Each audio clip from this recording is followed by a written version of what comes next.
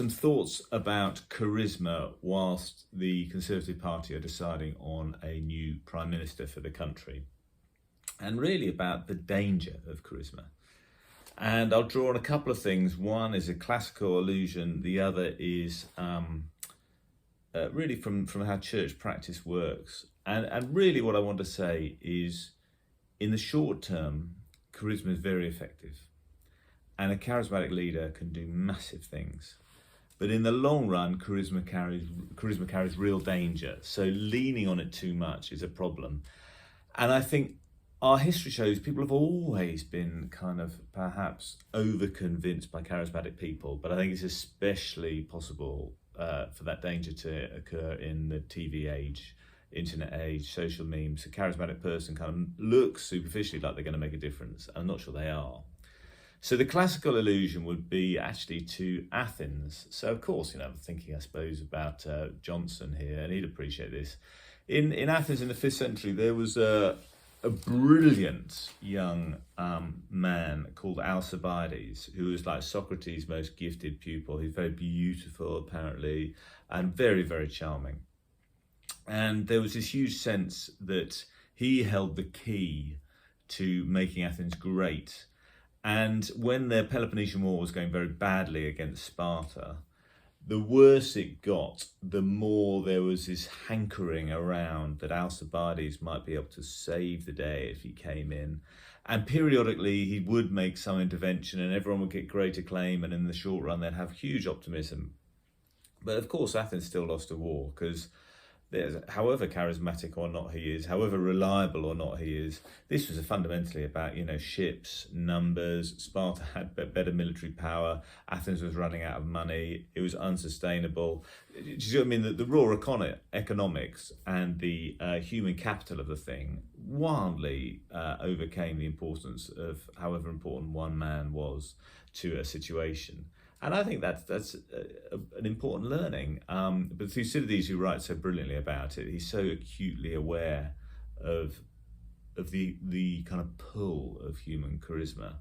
And it's always been a thing in the church. A charismatic preacher or a charismatic church leader can just revive a church in the short run. But in the short term, but in the long run, it's hugely dangerous, because the person we look to is Jesus Christ, period. And if someone inspires you on the way towards that journey, great. But if you start leaning into the human capacity, there is a problem. And I think one of the virtues, I would say this, I'm Anglican, the virtues of the Church of England is we have certain practices which hold you back, hold any one charismatic person back from taking too much stuff. So for example, we have members of the laity, and there's church wardens. There's always two. There's always two church wardens. So one church warden can't be too powerful. There's a kind of balance. Church wardens always have time limits on their length of time that they serve, so that they can't go on too long.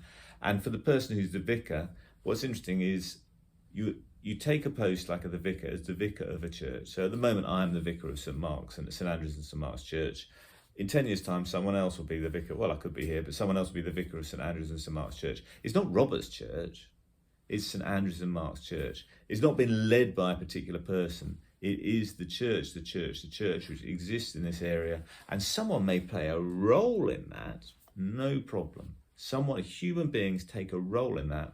But we're all about following Jesus Christ, God revealed in Jesus Christ. And I think the Church of England is so acutely aware of the danger that one of the upsides of just taking naming out of it, this is St. Andrew's and St. Mark's Church. That's the name of the church. Okay, they're the saints. Andrew's one of the disciples. Mark wrote a gospel. Good saints to be following. Strip out other things. And one thing, the length of time's changed. My longest predecessor was here for 36 years, Charles Burney, and I suppose he got a street named after him. So I think that would be just about conceivably acceptable in people's sight, that if you put in 36 years and you're well regarded, you might get an avenue in Berrylands named after you. But that's not the church way. The church's way is to avoid that, because essentially, if you lean into charisma too much, it's insubstantial and inauthentic. And I wonder if the way the church works could be a lesson for when people are guiding their vote for leadership. Don't go for just charisma, go for the person with capabilities. But the underlying issues which affect us are not ones that any one person is going to do. It's about how you make the whole thing work. So what the underlying issues of dealing with the cost of living crisis, that's not one person's charisma. That's got to be a lot of sensible people in government thinking through how we're going to do that. The underlying issue of Ukraine, it's not one person's charisma. It's a massively complicated international issue, and how we get to a solution is very, very difficult. If you think about the environment, it's not going to be one person's charisma that's going to make anything happen. It's just a massive thing about how we have a huge behavioural shift in the way we work around stuff.